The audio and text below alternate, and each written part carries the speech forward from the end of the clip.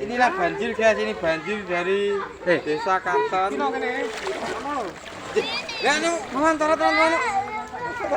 Apa cakap-cakap Anda, Bapak, mengatasi banjir ini? Mengatasi banjir, antisipasi banjir ini ya kalau hujan deras memang tradisi per tahun ini seperti ini.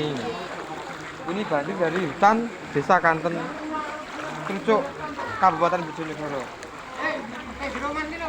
Ya antisipasinya rumahnya harus ditinggikan seperti rumah pondok. Intinya guys, rumahnya harus ditinggikan. Ini guys, kita akan memasuki rumah yang tertimpa banjir. Anu nisik pun